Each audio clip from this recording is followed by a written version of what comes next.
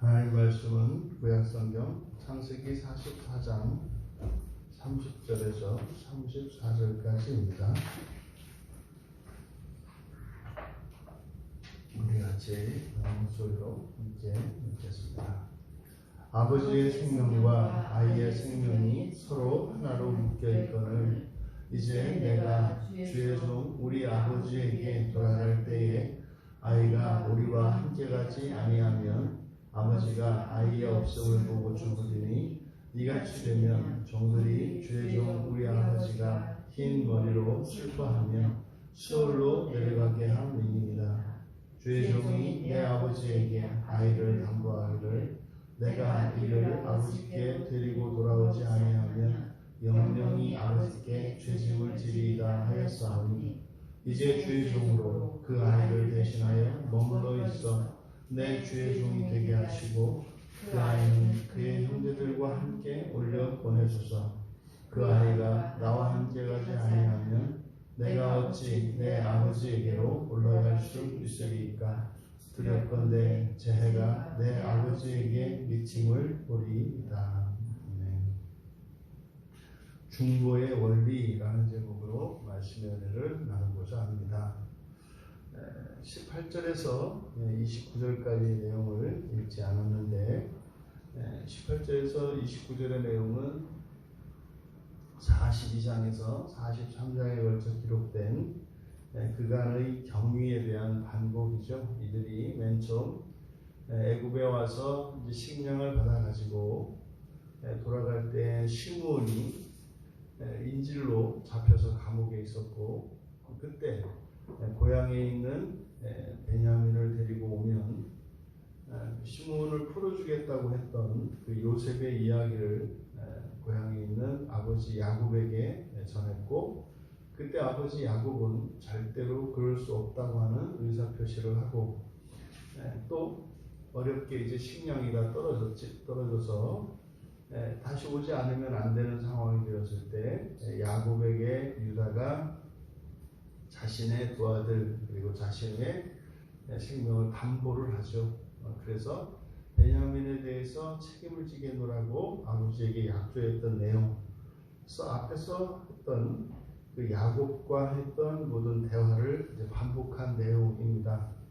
그리고 나서 이제 유다가 베냐민을 풀어주도록 이제 요셉에게 청원하고 있는 장면입니다. 그러니까 이것은 마치 그리스도께서 하나님 아버지께 이 땅에 죄인들의 죄를 용서하여 주시기를 그리고 죄인들을 대신하여 십자가에 오르시는 그 장면을 연상시킵니다. 그러면 여기서 유다가 베냐민을 대신하여 베냐민의 석방을 위해서 요셉에게 이야기하고 있는 이것은 마치 예수님께서 이 땅의 모든 죄인들을 성부 하나님께 용서하여 주시기를 구하는 것과 같습니다. 그래서 여기서 이제 유다가 베냐민을 위해서 요셉에게 청원하는 이 내용을 통해서 중보의 원리를 우리가 발견할 수 있겠고 그것은 또한 이제 그리스도 예수 안에서 죄의 용서함을 받은 그 대속을 받은 우리들의 삶이 또한 그래야 할 것을 교훈하고 있습니다. 유다는 5가지로 요셉에게 이제 청원을 합니다. 첫 번째가 자신이 돌아갈 때 베냐민과 함께 있지 않으면 그 베냐민이 우리와 함께 있지 않으면 아버지가 죽을 것이다. 그러니까 베냐민을 풀어줘야 되는 이유 그리고 베냐민을 풀어주도록 요청하는 그 첫 번째 이유가 아버지를 위한 것입니다. 아버지가 죽을 것이다. 그런데 이렇게 이야기하는 이유 그것이 뭐냐면 왜냐하면 우리말 성경에는 그 이유가 되는 것이 이제 앞에 30절의 상반절에 나와 있죠. 그래서 왜냐하면 이렇게 됩니다. 아버지의 생명과 아이의 생명이 서로 하나로 묶여있기 때문이다. 그러니까 만약에 이 베냐민이 돌아가지 않으면 이 베냐민과 아버지는 하나이기 때문에 아버지가 죽을 것이다. 그러니까 아버지와 그 아이가 아이의 생명이 일체를 이루고 있다는 거죠. 그래서 베냐민이 가지 않으면 아버지가 죽는다. 이것은 마치 성부 하나님께서 이 땅에 있는 하나님의 자녀된 우리들에 대한 그 하나님과 우리의 관계가 어떠한 것인지를 가르쳐 주는데, 우리는 잘 모르지만 정말 우리가 성부, 성자, 성령, 삼위일체 하나님 안에서 우리가 창조되었고 또 그 안으로 돌아가고 있음을, 그래서 마침내 완전한 연합을 이룰 것을 유다가 아버지 야곱과 베냐민의 생명이 하나됨, 그 생명의 일체성을 통해서 밝히고 있습니다. 두 번째로 우리가 아버지를 흰머리로 슬퍼하며 수월로 내려가게 하는 것이 될 것이다. 여기서 이제 흰머리로 슬퍼하며 음부로 내려가게 하는 것, 이것이 이제 인생으로 말하면 가장 비참한 것 아니겠습니까? 그러니까 이것은 바로 아버지가 이 아버지의 베냐민에 대한 그 자식 사랑이 얼마나 지극한 것인가를 나타내고 있습니다.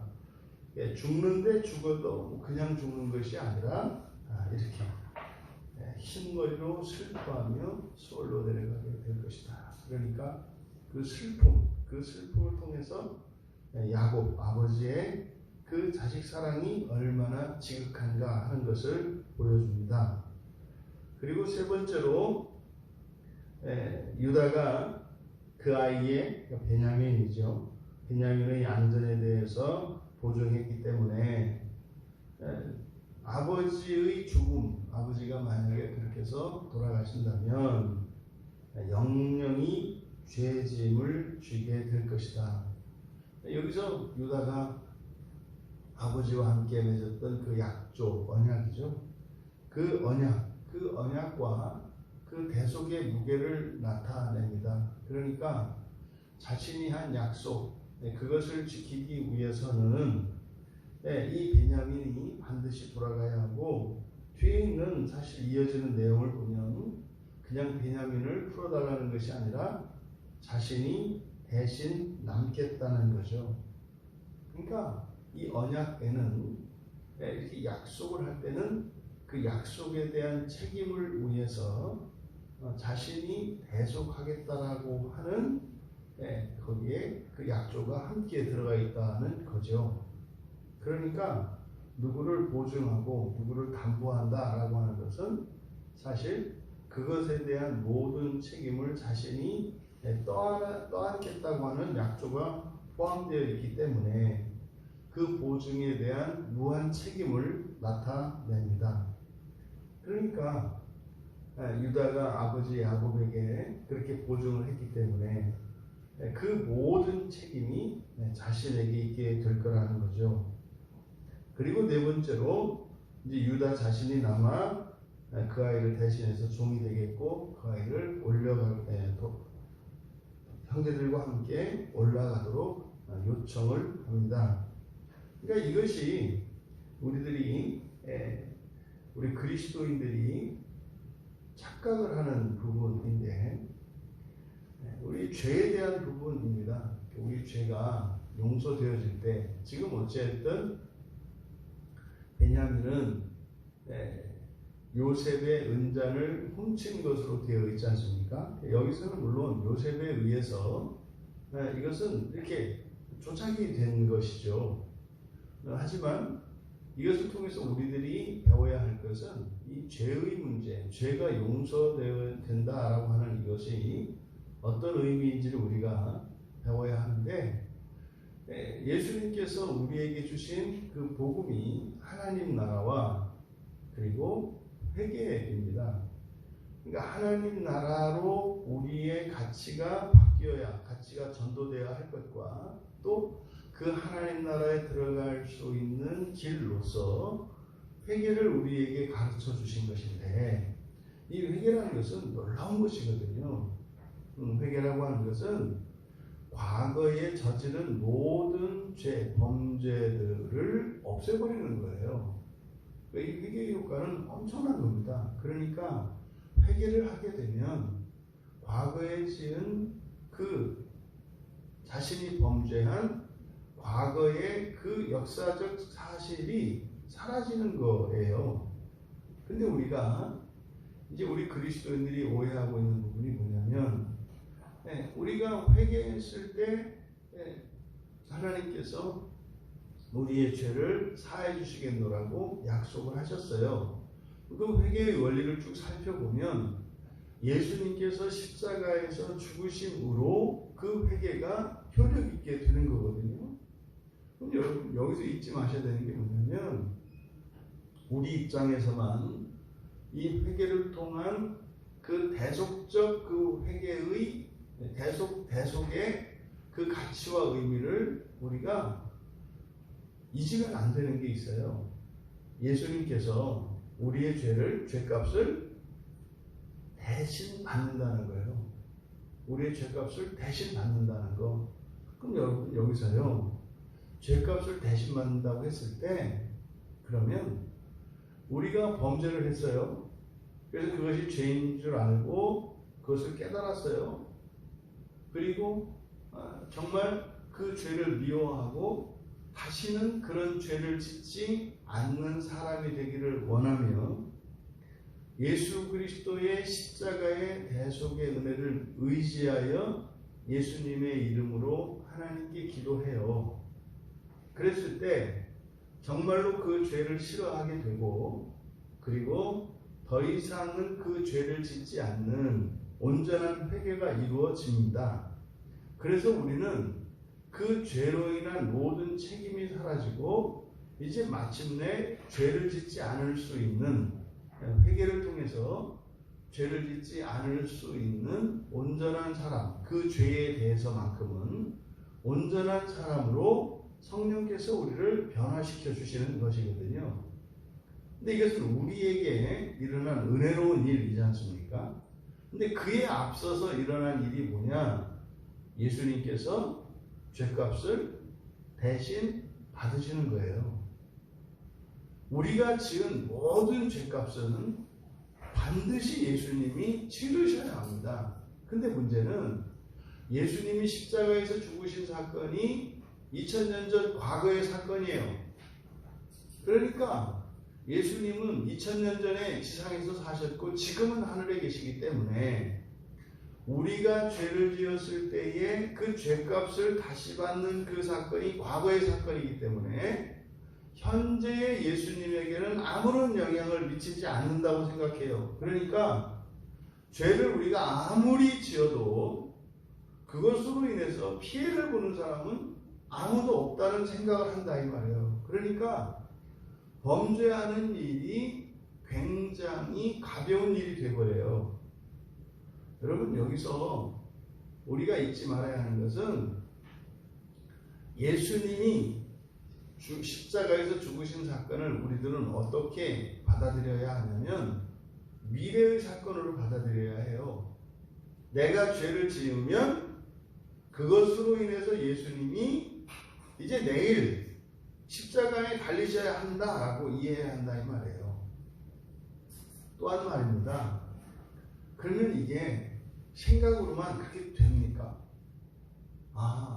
내가 죄를 지으면 오늘 내가 지은 모든 죄, 내일 아침에 예수님이 십자가에 달려서 대신 벌을 받는다고 일시적으로 여러분들의 감정을 좀 조물락 해서 죄책감도 느끼고 하나님한테 미안한 마음도, 예수님께 미안한 마음도 느끼고, 또 예수님께서 십자가에서 육체적으로, 정신적으로, 영적으로 당하실 그 고통을 일시적으로나마 공감할 수 있게는 할 수 있어요. 근데 이것이 자발적으로 모든 범죄 때마다 그렇게 느껴야 하는데 그게 안 돼요.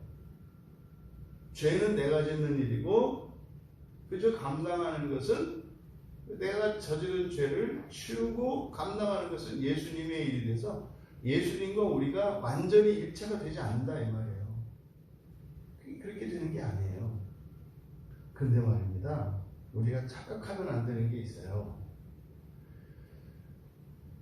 죄에 대한 벌, 그러니까 죄책이죠. 죄에 대한 책임, 범죄한 책임으로서 받아야 할 벌은 예수님의 십자가에서 2000년 전에 다 받으신 게 맞아요.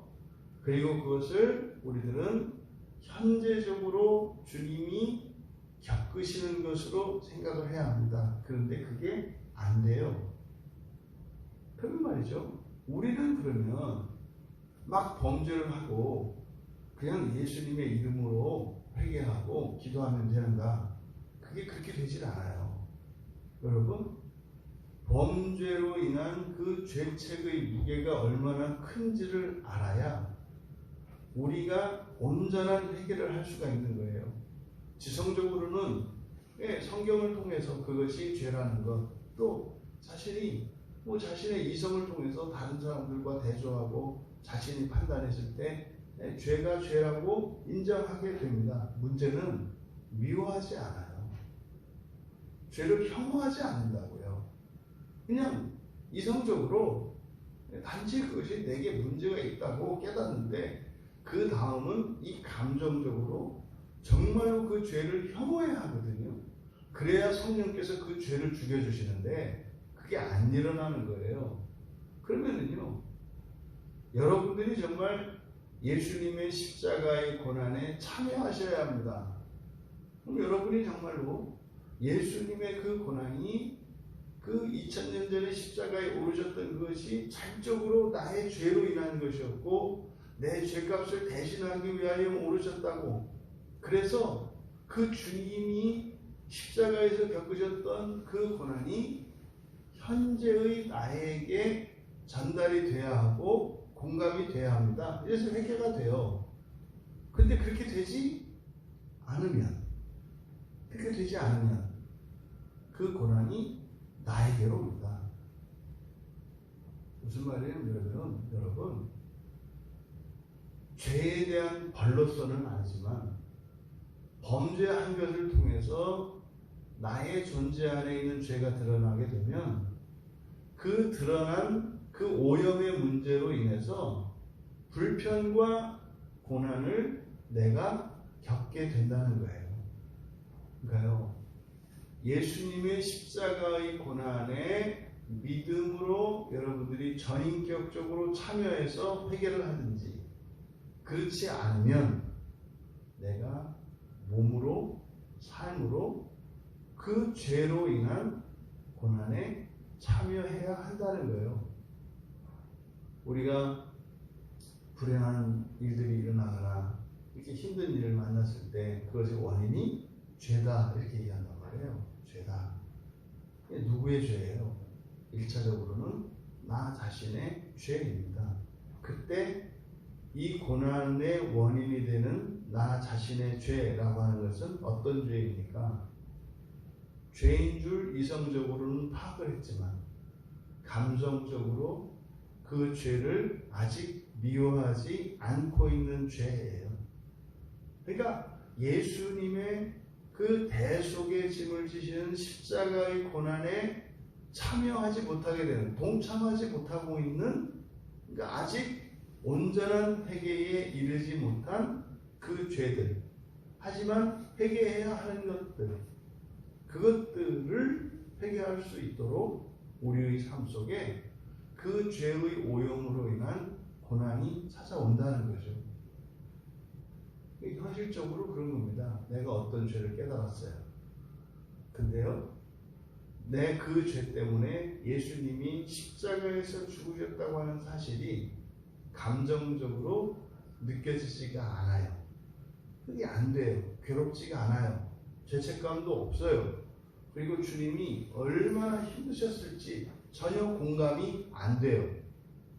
그러니까요, 단지 머리로 이거는 나쁜 거야 라고 하고 지나갔어요. 그렇게 그냥 하루 이틀, 1년, 2년 살아요. 그러면 그것을 회개시키기 위하여 하나님께서 나에게 고난을 허용하신다는 거예요. 그러니까 여러분, 반드시 회개되어야 하고 또 범죄를 저지를 때 마치 고스란히 예수님이 홀로 그것을 떠안을 것이다 이렇게 가볍게 생각해서는 안 된다. 반드시 죄로 인한 대가를 치르게 되어 있다. 하지만 그것은 죄값으로서 하나님의 심판으로 받는 그런 고난이 아니라 그것은 보다 우리를 회개시키고자 하시는 하나님의 은혜의 수단이다 이 말이죠.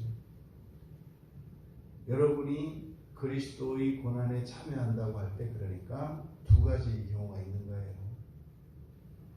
주님의 아픔에 여러분이 마음으로 참여하든지 아니면 여러분이 직접 그 아픔을 부분적으로나마 경험하든지.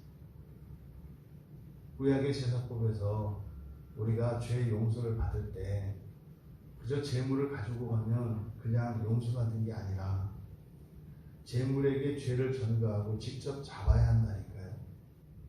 내 손에 피를 묻혀야 한다고요.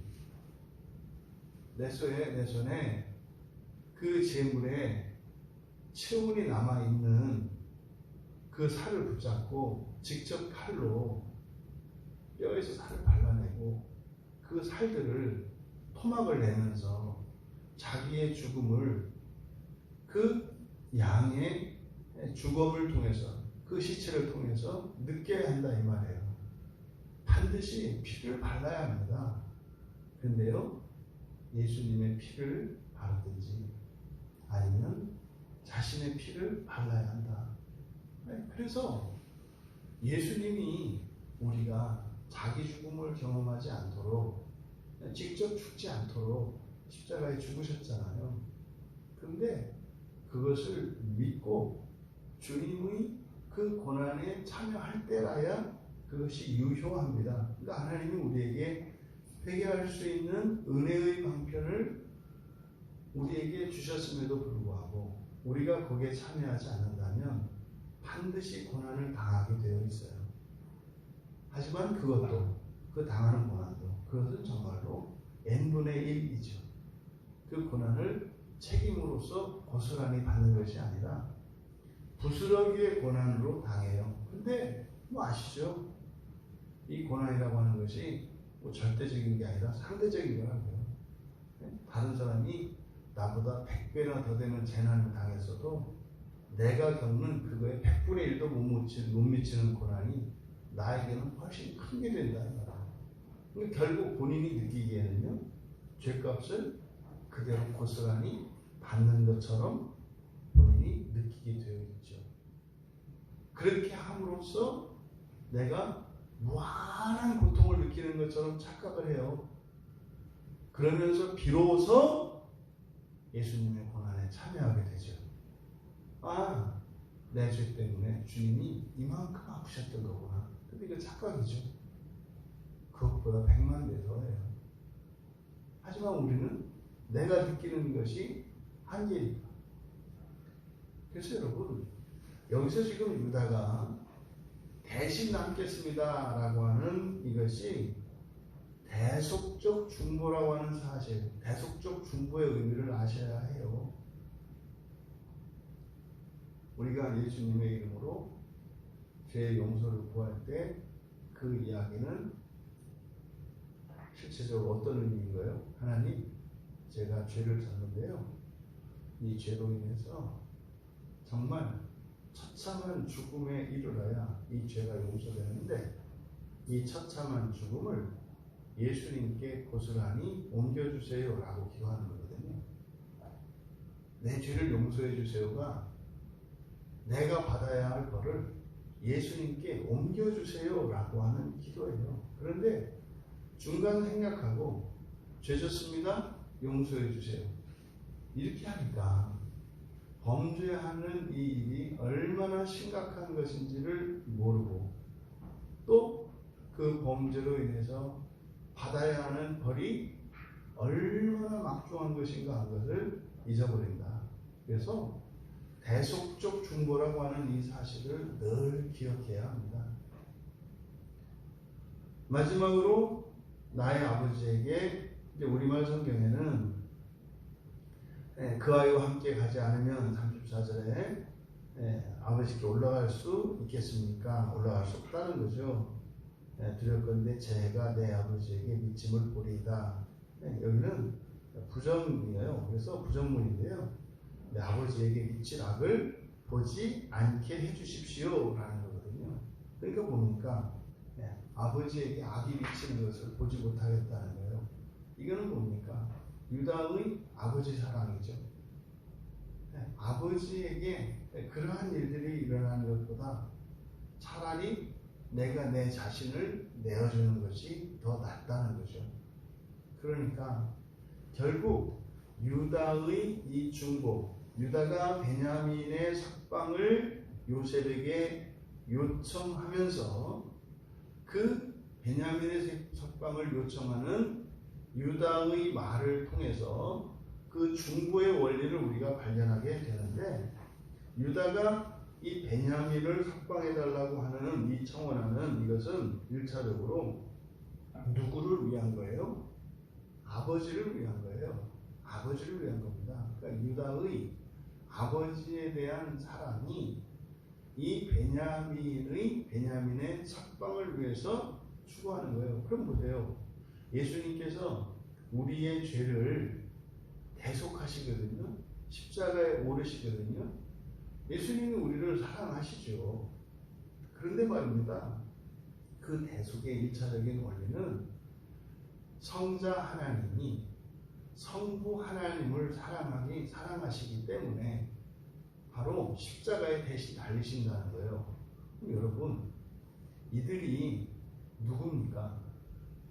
아버지와 자신들 사이에 그 사랑을 위해서 동생 요셉을 팔아 넘겼던 사람이에요. 그러니까 아버지에 대한 사랑은 있었어요. 그런데 말입니다. 자신들과 아버지 사이의 이 사랑을 위해서 요셉을 제거해 버리는 것이 더 좋다라고 생각을 했었단 말이죠. 그러니까요, 과거에는 아버지도 여전히 그들이 아버지를 사랑했고 아버지로부터 사랑받기를 원했죠. 사랑하기보다는 사랑받기를 더 원했죠. 그러니까 사랑하지 않은 건 아니다 이 말이에요. 사랑했기 때문에 사랑받기를 원한 거죠. 그래서요, 요셉을 치워버렸단 말이에요. 그런데 지금 어떻게 바뀌었습니까? 사랑을 받기보다는 사랑하고 있죠.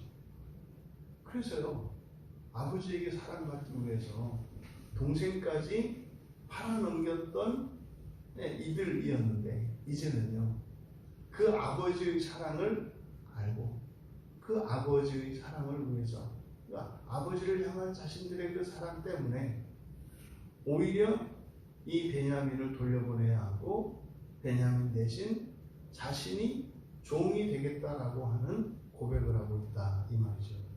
이것이 사랑을 회복하고 완전히 회개한 유다에게 일어난 일입니다. 두 번째로, 이 예수 그리스도의 중보, 또 이 유다의 중보는 대속적 중보였다는 사실이에요. 그냥 용서해 주세요 라는 것이 아니라 대신 벌을 받겠습니다. 그럼 보십시오. 이제 예수님께서 이 세상에 오셔서 죄인들을 찾아오시고 그들에게 복음을 전하시고 그들의 모든 죄를 용서해 주시기를 십자가에서 하나님께 기도해요. 중보기 도죠. 그럼 그 일이 말입니다. 똑같이 예수 그리스도를 믿고 대속적 용서를 받은 그리스도인들에게 동일하게 일어나요. 동일하게. 그러면 우리가 먼저 그리스도를 통해서 그 사랑을 대속의 십자가를 통해서 그 사랑을 우리가 느끼고 경험하게 되면 우리에게 그 사랑이 들어와서 주님이 가셨던 그 길을 대신 가게 된다고요. 그러면 우리가 누군가에게 복음을 전하게 되고요. 그리고 그들의 죄와 허물에 대해서 우리가 하나님 앞에 이런 대속적인 기도를 하게 돼요. 하나님 사랑하는 누구, 또 제가 복음을 전한 누구, 이들이 예수 그리스도 안에서 아버지께서 사랑하는 자인 것을 알겠습니다. 근데 저 죄인이 돌이키지 않고 하나님 앞에 돌아오지 않는다면 하나님 아버지의 마음을 공감을 하는 거예요. 그러니까 하나님 아버지의 그 마음을 공감을 하니까 그 마음의 간극을 자신을 던져서 메꾸고 싶은 거예요. 그것이 여러분들의 전도의 실천과 그들을 위한 중보로 나오잖아요. 그러니까 고스란히 그 일이 우리에게 재현이 됩니다. 그래서요, 내가 참아야 할 이유도 없는데 참고요. 또 해야 할 이유도 없는데 이런 친절과 호의와 사랑을 베풀어요. 그러니까 그들이 겪어야 할 그런 죄책감과 그 목마름과 이 모든 것은 내가 느끼고 오히려 용서받은 죄인들에게 베풀어 주시는 하나님의 사랑을 내가 대신해서 베풀어요. 그러니까 세상이 이것처럼 억울하고 미련한 짓이 없다 이 말이에요. 몰라서 그러는 게 아니라 그렇게 안 할 수가 없어요. 그래가지고 어느 날은 미쳤다 싶어서 이제 그만해야지. 근데 그게 안 돼요. 자꾸 생각이 나요. 또 전화를 해요. 또 만나요.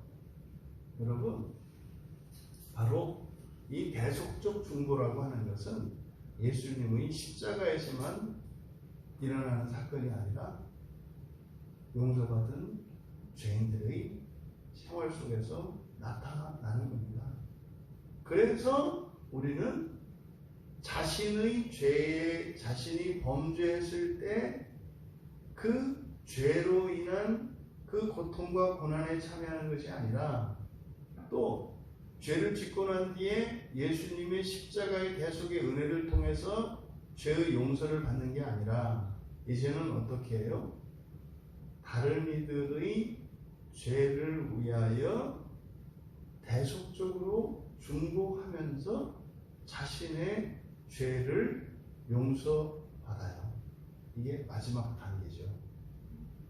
다른 누군가를 위해서 기도하다 보면 나의 죄가 따라오게 되고요. 그때 내가 사랑하는 누군가의 죄의 용서를 위해서 하나님께 기도하면서 자신의 죄가 함께 묻어가는 거죠. 예수님은 죄 없는 분이셨기 때문에 순전히 우리들의 죄를 대신함으로 겪으신 대속적 고난이었습니다만 우리들이 겪는 이런 대속적 고난은 그 안에 우리의 죄가 포함이 되어 있어요. 그래서 공로가 될 수 없죠. 근데 말입니다. 그것이 훨씬 아름답고 숭고해요.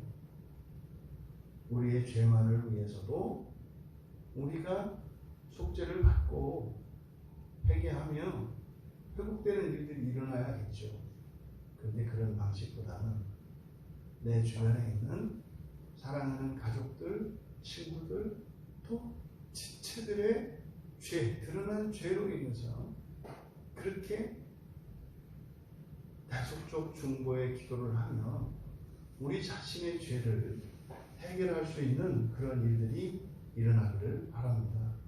그래서 유다가 그랬던 것처럼 그 사랑에 노출이 되면 어떻게 해요?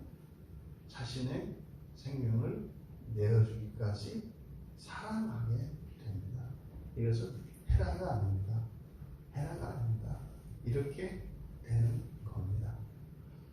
예수님이 나의 죄를 대신 지시고 십자가에 오르신 사건은 그리스도를 닮아가고 죄의 용서를 경험한 죄인들에게 점점점 의로워지는 죄인들에게 열매로 맺혀지는 자연적인 귀결인 거죠. 여러분 그것만 보면 이 세상을 살아가는 동안 손해가 되는 것 같고요. 참으로 고되고 힘든 인생일 것 같아요. 하지만 여러분 그 끝에는요.